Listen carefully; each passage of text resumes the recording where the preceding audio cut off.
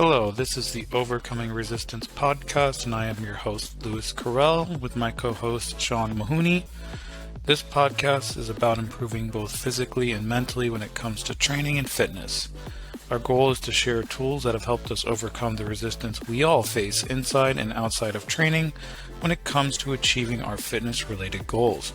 We are two guys with over a decade of in-the-trenches experience when it comes to getting stronger, building muscle, and getting leaner, as well as helping others do the same. We do our best to blend this experience with evidence-based practices in a way that integrates it all into our busy lives. We hope you find the things that have helped us and our peers useful as you join us on this never-ending journey. All right, man. Second episode. Appreciate you making the time. Always good to catch up. So today I wanted to talk with you about nutrition and kind of just giving everyone an overview of kind of like what the most important pillars are for nutrition. And this applies for everyone, new, intermediate, experienced, kind of like what a hierarchy of what are the most important things. And then how do you kind of fit all of that into, as we've experienced, just being busy with life over time. It's got to be a lifestyle. Consistency has to be the biggest factor. So you got to get as close as you can in the realm of a nutrition program that's going to help you achieve your goals, and you got to be consistent with it. So whatever that looks like, maybe it isn't quite what people say is optimal. Maybe it is, but it's kind of blending sustainability, consistency with, the best nutrition plan to get results. So I kind of wanted to kick it off and just start with, kind of what my biggest three big couple things for nutrition are, and then you can add, the gaps that you see. But it's kind of like, first, anyone, including ourselves, we have to kind of figure out how many calories, calories are a unit of energy. How much of that are we eating per day for our goal? If you're trying to put on muscle, maybe you got to eat a little bit more than what it takes to maintain your weight. If you want to maintain your weight, you got to eat around that number. And then if you want to lose weight, you got to eat below that number. It's kind of the most important thing. If you're not doing that, it doesn't really matter how good you are about getting protein or fiber or any of the other, at least to me, any of the other things. Because if your calories are just way off, then nothing else really matters. The second thing I would kind of put as the important thing would be protein, especially if your goals are to build muscle, maintain muscle, and have a good body composition. The research seems to suggest that peak results kind of peak out around 1.6 grams per kilogram body weight. Maybe a little bit more if you're dieting pretty hard, but generally around there. And then maybe you want to space out that protein over 3-ish meals somewhere throughout the day, to divide up the protein for muscle protein synthesis. So I'm going to go ahead and lead off with that. And then, if you got anything you want to add to just kind of give everybody kind of what you think are the big pillars. Okay. And I kind of think about it in that order. For me, it's kind of like calories, then it's protein, then it's the division of protein. Yeah, and I think we should state that it is calories in, calories out. And a lot of people get their minds wrapped around different diets that may suggest otherwise, but really, most important aspect is if you want to lose weight, eat less calories. If you want to gain weight, you need to lose more, and then that gets from there. You need to just pick a lane you want to be in. Especially in the beginning, you kind of want to do both. You want to get lean, you want to get jacked, but you need to, calories in and out really does matter. So you got to determine that first above all else, and kind of goes back to our first podcast with goals and meaning and everything like that. So you got to make sure you assess that first. Yeah, I definitely agree. And I like that you kind of point that out, that it's all diets work as long as they get you in the ballpark of the calories you need to, generally speaking, right? I mean, vegan, carnivore, intermittent fasting, they all generally work as long as it gets your calories in the realm they need to be, right? Yeah, I definitely agree. And then you got anything you want to add about protein? Or do you just kind of agree, like you just kind of want to get, I agree, try to get that? At minimum, like you always hear 5 to 7 meals a day. Well, that's kind of pretty difficult. If you got a busy day ahead of you, you know, spacing like you can have, you know, protein stacks and things like that. But I think focusing on having 3 solid meals dense with protein, I think that's at minimum what you should be trying for. Yeah, yeah, and you know, maybe if somebody wants to, if you're really serious and you're looking to optimize, maybe 4 to 5 meals, Yeah. maybe a little bit better spaced out over all your waking hours. But if you're just trying to get really good results, if it's easier for you to be consistent, if you like to intermittent fast, if you like to breakfast, lunch, dinner, you don't really want to think too much about more meals. 3 meals seems to be pretty good. And then, you know, one thing I will mention about protein, because I know for some people, it doesn't apply to me and it doesn't apply to you. I know that, but some people really don't like protein that much. Yeah. It's not one of their favorite foods to eat. And so if you're somebody in that realm, yes, the research suggests that you kind of get the best results around 1.6 grams of protein per day per kilogram body weight. But I would think about it more like a dimmer switch and not an on-off switch. So if you're one of those people, you're newer, maybe you don't really like high protein food, it's okay if you're a little bit below that. You always just want to try to get as close to the optimal. It's like you know, it's not like you don't get anything if it's below that amount. It's like a dimmer switch. So if you're somebody that's on a lower calorie diet, you don't have that much nutrition, maybe your food preferences don't allow you to get a lot of lean protein sources, you just don't like them. My suggestion there, just as a side tangent, try to get as close as you can, but first keeping your calorie intake in the realm it needs to be would be a good point. And then I would probably layer that with, if you're one of those people that just, I don't know, 1 meal a day, 2 meal a day, okay, you know, do that instead of 3, but as long, you know, if they still get the calories and then you still get, you know, as close as you can adequate protein, you know, you're trying as much as you can to layer in what's optimal into what you can be consistent with, you know, in your daily life. And if you're like me, I used to be pretty neurotic. You know, I used to freak out if it was a day where, oh man, I'm dieting, but maybe I didn't track my food that well. Yeah. My protein's down 40 grams. Am I going to eat the extra 40 grams of protein? I'm not even hungry. In the long Or run, it made no difference at all. yeah, so am I going to do that, or am I going to, you know, am I going to force this food down when I need to lose, when I'm trying to lose weight, or am I just going to take that loss that day? You know, I think it's okay once in a while if it's only 2 meals, if it's, you know, if you're trying to get the best results, it's okay if it's a little bit less than the optimal, because they're more like dimmer switches. I just wanted to mention that because it seems to come up with the conversation of consistency, at least when I talk to people. Yeah, and if you're, but that, I mean, you just said consistency. If you're like that every day, then you're not going to get your near optimal results. With, you know, on occasion, it's fine. And then I think that's where, you know, protein supplementation comes in. As a, you know, that's the key word, supplement. That's like any of the supplements. I think that might be the easiest one to supplement any of your nutrition with. I don't really like relying on it all, especially if you're trying to lose weight. You know, it's not very filling at all. You know, you can have 25, 30 grams of, you know, protein powder, and, you know, it's different than having a chicken breast or a piece of sirloin or something. You're not going to be satiated. But for days like that, you know, I'll have a shake in the morning or something, or every now and then I'll try a protein bar. We'll send each other whatever protein bars we find, but try to rely on whole food for the most part if you can. Yeah, I mean, that's good. That's good advice. I guess for me, that would probably be the fourth pillar, right? We talked about these more loose things, you know, get your calories in line. You quantified caloric deficit, calories out, calories in, maintenance, you know, gaining weight, protein needs, distribution. But then it's kind of like, well, then what do you do from there? I think healthy, sensible eating is the next best step, focusing on whole foods, like you said, nutritious foods, fruits, vegetables, lean meats, healthy fats, you know, making that kind of the pillar. I know it's in season right now for everybody to be doing these fancy recipes with all these unique 0-calorie dressings and xanthan gums and all these very exotic things, but I think it's always good to make sure that your diet's not maybe all that. Maybe try to always keep it to just what's basic, Yeah, and I think simple foods. we both kind of gone down that route too. And I was kind of obsessed with making protein versions of everything. It just made me neurotic. Protein muffins, protein cookies.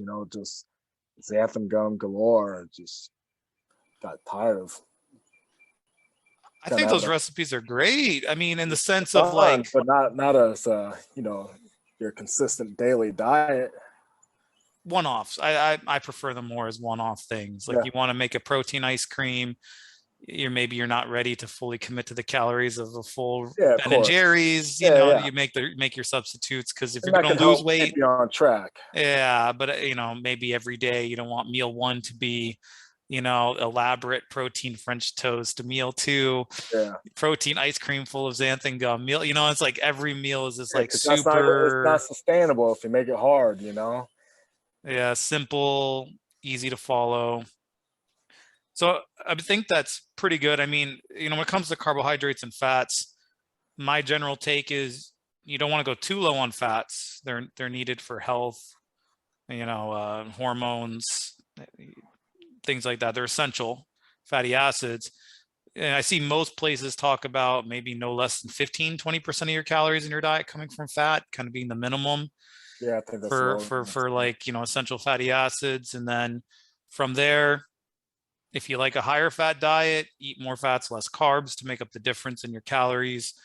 If you prefer more carbohydrates, it's okay to kind of eat near that lower end of fats, fill the rest up with carbs, or even do a mix, or just let it vary somewhat throughout the days. Maybe it's not going to be super rigid.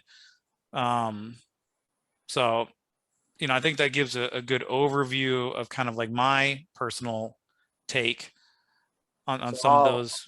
I'll ask you what you think. Carbs versus fat. What do you think is optimal then? Having higher carbs or higher fat content. What do you think's best? If someone had to choose, if someone says pick for me. What's optimal? My first question would be what their goal is, as we talked about in our first podcast, right? I think if you're anywhere in the category of a hobbyist, you just kind of want to generally work out and look good. You lift a couple times a week. Nothing's to the extreme. You're not trying to gain the most amount of muscle, lift the most amount of weight. You don't have performance as one of your top hierarchy goals. I think as long as you get the minimum essential fatty acids, whatever fits your preference, keeping the calories and the protein, I think is what's optimal, because I don't think it's going to make a difference. If you're not a performance athlete, I don't know that the research really shows there's a difference. You're not lifting so much and so much volume that the amount of stored carbohydrate in the muscle is going to be a limiter. Yeah. You're not doing so much cardio if maybe you're more of a aerobic athlete that the stored carbohydrate is going to be a limiter. For those people, they're probably struggling just to keep their calories in line with their goals. Yeah. The research is pretty clear that most people gain a couple pounds a year because they overeat during the holidays or during vacations and stuff, and then they don't lose it. So it's like, a lot of people are just struggling to prevent weight creep and to lose weight and keep it off. I think whatever fits your palate, consistency is the most important. Now I'm going to flip that. If you're a serious person, like, I used to be very serious about powerlifting, used to be very serious about powerlifting, you're very serious about bodybuilding for the most part. Now, I would say carbohydrates.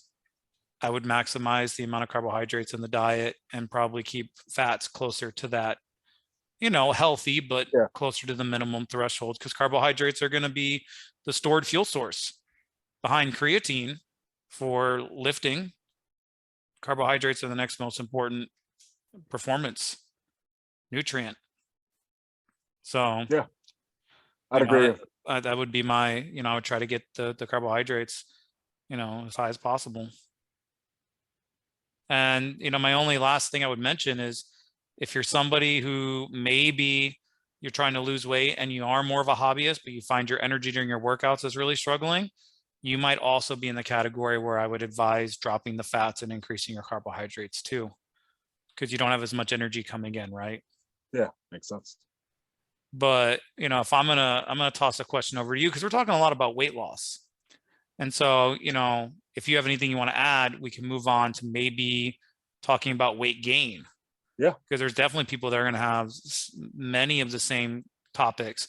So if somebody was to ask you, hey, I'm trying to gain some muscle and they want to know what's optimal, I'm going to toss that question back at you, but in the weight gain perspective. Okay.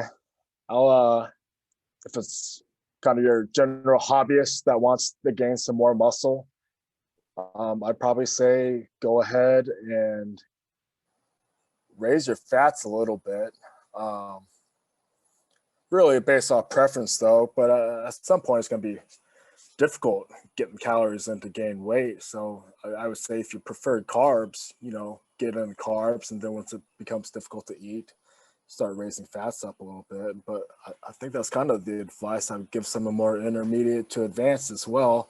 I would say you don't need your protein sky high, meet, that minimum to midway threshold with it, and then carbs based for performance, but something more dense. I guess take advantage of, I'm not saying go out and get donuts and cake and dirty bulk and things like that, but allowing some more fats in your diet is going to be an easier way to bring up calories while keeping carbs at an optimal level for training and protein where it needs to be.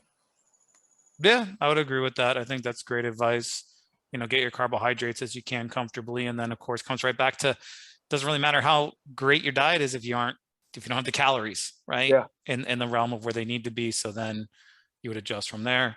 And then I think we can both agree maybe maintenance would be just get your protein as close as you can to optimal and get your calories close to whatever you need to maintain, and let your food preferences kind of dictate where everything kind of falls. Outside of that, just make sure you get enough, essential fatty acids. So how far above maintenance would you generally suggest someone for bulking? So from what I've seen and personally experienced, I think a lot of people have what I would kind of term as kind of like an error bars. They almost have like error bars for maintenance. Yeah. Because the body's a little bit of adaptable. So if, let's use an easy number, say 2000, if somebody's maintenance calories is 2000, it's not really 2000 on the dot. It's kind of like maybe as low as 1800, as high as 2200, based on, they might fidget a little bit more, be a little more active at 22. They might fidget or move a little bit less at 18. So in order for them to lose weight, they kind of got to get outside that 1800 consistently, and then maybe from the gain weight, they got to get above that.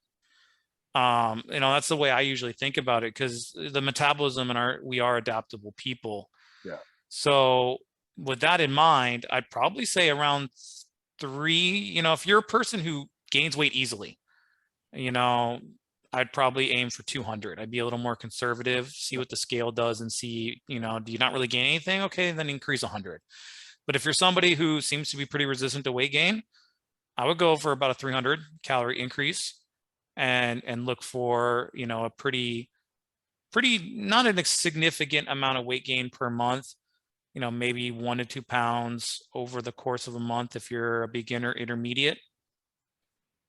Maybe much more than that, you're probably just gaining quite a bit of fat.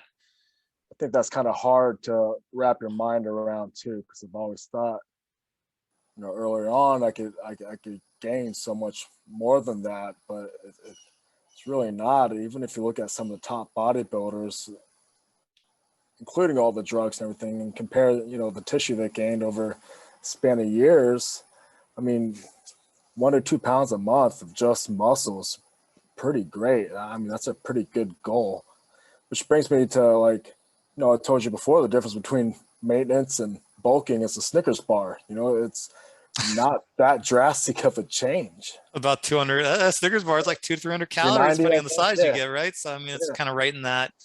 I mean, would you agree? You more conservative, 2 to 300? Only because I've experienced being more liberal and generous with my calories, and know that it hasn't worked out for me. Powerlifting did that to me too. Yeah, right. But I think there might be some people that, depending on how active they are and how they train and everything, they're going to need more than 300. But I agree, starting off with 200 and going from there and see what happens on the scale. Yeah, and I'd probably say, man, weigh yourself 2 to 3 times a week, collect some averages, Yeah. use that data over, every 2 weeks, kind of check the previous 2 weeks, something simple like that to give you some framework. And I'd say that go for weight loss too, kind of the same realm. You got to get out of that kind of buffer zone maybe, and then you got to, make sure things are on track. But a topic we talked about bulking, we talked about, and that kind of to refocus just for a second on that maintenance. If you're someone who's lost weight, you're trying to maintain it, kind of think about that idea, that buffer zone. It doesn't have to be an exact number. You don't need to be neurotic about it. Those numbers can vary quite a bit to still be in that realm. And honestly, people who are generally in good shape and they're free living, their calorie intakes can vary. I think I've seen data up to 30 to 40% day to day. So, you could have a pretty high day and then a pretty reactive low day. As long as those numbers kind of average within that realm over time, you're generally going to be, okay. So for maintenance, it's a lot more loose. But I wanted to ask you, because you asked me about bulking, we kind of agree on that. But another topic that's always fun to talk about is recomposition and kind of what that is and maybe what people would maybe want to be thinking about to try to achieve that. I would say, despite most people saying I think most people assume that it's not possible unless you're new or you're enhanced. But I would say if you are, I guess, embrace your neurotic side a little bit and really be stringent and precise, I think it's really possible.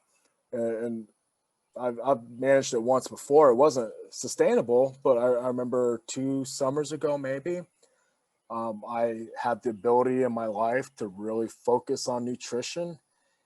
And I remember I was weighing 190, 195. My protein intake was between 270 and 300 grams of protein, consistent daily. But I weighed everything. I counted every single calorie, and I think I was around maybe 10% over my maintenance calories to achieve that.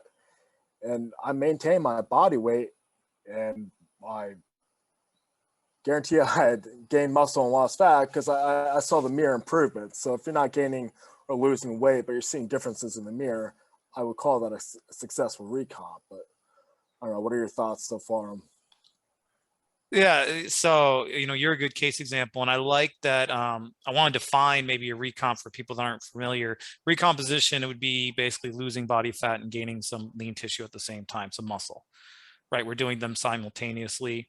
I agree. The only one I think you left off is coming off an injury for an experienced person, right? It's a new enhanced on drugs, or you just came off an injury or layoff or something, you took time off. Most people say it can only happen there, but there's plenty of studies that show it can happen in experienced people. You're a case example where it's happened. And I agree with you. You have to embrace the neurotic side. I think a lot of people have the misconception that they're like, oh yeah, I don't really have it in me to do a strict lean bulk or a bulk or mass phase. I don't really want to go through the trouble of really cutting really hard. So I'm just going to take it easy and recomp. I honestly think if your goals are more lifestyle-ish, I would either cut, maintain, or bulk. I would kind of keep, because those are very easy categories to fall into. If you're cutting, just if you cut a substantial amount of calories, you're going to lose, even with some buffer, some wiggle room. Maintenance has wiggle room built in, and then bulking, you might gain a little bit more fat if you're above that, but you're still bulking, right? Those are categories with some buffer. I agree with you. Yeah, recomp is actually the one where it's the most attention to detail. All the categories, calorie intake, consistency, training, and all the variables involved with that, sleep, protein, how many meals, we're talking, oh, it's okay if once in a while it's 2, you should probably want to aim for 3. No, it's like 4 to 5 all the time. Every right? 4 hours is a legit meal. It's like you're doing everything to a T. And you even leverage a separate topic, which we can talk about on another podcast, which is like a very high protein intake in a surplus of calories, excess calories. but most people are going to find recomp happening in a slight deficit. Yeah. Because the amount of energy it takes to build a pound of muscle compared to lose a pound of fat, the math would actually work out usually to be in a deficit, unless you're using some more unique research tactics. And again, like you said, that maybe aren't so sustainable because, I mean, you're having to line up every little detail. So I just wanted to touch on that, and I'm glad you brought that point up for people, because I think a lot of people have that misconception. I used to be one of those people. I'm like, oh, I'm not going to commit to a diet. I'm just going to recomp, and then I just, I stayed really fluffy. Yeah. I just didn't go anywhere because it's like pick a lane. Pick a lane. Yeah, I think if you're a general person, it's easier just to pick a lane. If you got the availability in your life and you want to be really serious, then maybe you can do some of those blendings, like the recomp and some of the other things. And you can certainly be more serious in terms of bulking and cutting as well, but I don't really think it's a necessity either. Eat less calories and you lose weight, but I would say if life allows you to focus harder on your nutrition and eat every 4 hours, I would say go for that and take advantage of the times you can. But I think we agree that the recomp is going to take a lot more attention. Yeah, I agree fully. And that's why I said, if you're a general hobbyist and you don't want to have that really strict attention to detail, picking cutting, maintenance, or bulking are easy categories with buffers that allow for you to just live a little bit more of a free lifestyle, not have to be so rigid with everything.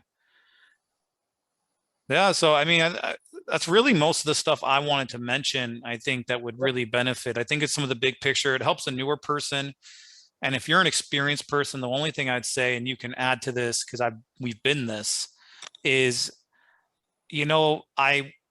I wanted to keep this kind of more broad. And the reason I keep it broad is to me, these are kind of the pillars for all these aspects of nutrition for reaching different goals. If you're finding that you're so focused on the minute details we didn't touch on, nutrient timing and all these other specifics, and you're not at least achieving one of the big goals, and you find yourself having a lot of conflict in your day-to-day life while trying to achieve one of these big goals like weight loss, recomp, maintenance, or bulking, maybe you need to stop worrying about the details we didn't really bring up, and maybe you need to think more about the ones that we did focus on, because those make up most of the results. From my 10 plus years of training, honestly, most of my results and the easiest results I ever got over that whole period is when I just focused on what we talked about today, these really big picture. I wasn't so worried about the small details, fretting over every little thing. And then I could just go live my life and let time take place, because, building muscle takes forever and losing weight takes time. And it's, for me, been the most successful, where it's I can just go live life for 12 weeks and then just do a lean bulk. Yeah. And let it unfold. And I'm not worried every day about the carb, every day about the little things. Like, things take time. We talked about a really general, like a slight increase in calories for bulking. And we mentioned, step on the scale every week and seeing how you over a couple of weeks. So you got to get that big picture in your head that nothing's going to happen in a month. So, kind of keep that longer time frame in your mind and accept that, nothing's going to happen fast. Yeah. So that, letting things unfold. But for me, it was getting away from all those minute details, being so neurotic with all the other things that we didn't really touch on, allowed me to just let time unfold, which allowed me to get my best results. Because then I wasn't guessing myself. I don't know about you. I used to run into that all the time. Are my carbs right? Are my fats right? Is my protein right? Is my deficit right? Am I eating too little? Am I losing muscle? Am I gaining fat on my bulk? It's like, once I just let life happen, I didn't worry about all those things. Yeah. What's important? Check those boxes off. I mean, is there anything that you kind of want to add? I mean, any other areas of nutrition you really want to touch on that we didn't maybe bring up? Is this more of a loose overview of kind of what we thought were the pillars? I think, calories, protein, and, trying to focus on whole foods. I think that's probably the most important aspect to cover all of this. How would you recommend someone figuring out their maintenance calories? Where would you direct them? That's a good question. So I'm going to pose it as a question to you because I'm curious to see how you would do it. But I would generally suggest a basic nutrition calculator. Yeah.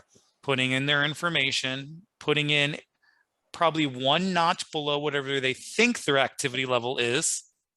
If they think they're moderate, pick light, or, if it says light, pick sedentary, whatever the scale is, pick the one below where you think. Yep. I would probably aim for around that, give or take 100 above or below maybe calories for at least 2 weeks, and weigh yourself 3-ish times over each of those weeks. So it's like 6 times in 2 weeks. And then just see what the trend looks like. If it went down, it's definitely not maintenance. It's a deficit. If it went up, it's a surplus. And if it stayed about the same, you're in that buffer zone we talked about. And then you can start calculating numbers based on your goals from there. Yeah, I agree. I think any of the fitness apps or any BMR calculator online you find, I don't think any of us are as active as we think we are in our minds. We really don't burn as many calories in the gym as we think we do. So I agree, go on the ballpark it on the lower end and go from there. Let me pose it's more of a interest question for me. I don't know how much the listener will get out of it, but it's always been funny to me growing up in gym culture that how much guys think they burn from their workouts and how big of the meals that they would eat. A lot of times they'd be like, oh yeah, I'm a powerlifter. I did a big squat workout, and they really just worked up to one heavy single, a couple extra lifts after that. Then they're like, oh, okay, it's time to let's go out to a steak dinner, and I'm going to get, loaded potato. Did you see a lot of that? Yeah. I mean, for the younger guys out there. Yeah, I did it. I went to McDonald's and got, 10 burgers off the dollar menu, smash them, thinking I needed to. Even if you're in the gym bodybuilding, doing high volume, everything like that, I don't think you're burning as much as you think you are. And whatever your Apple Watch is saying ain't true. Oh yeah, that was probably one of the saddest awakenings for me. Yeah. In the middle of my lifting career was to realize I didn't earn 4 double cheeseburgers from McDonald's after a workout. Really feels like so much work. It feels like so much effort, but it's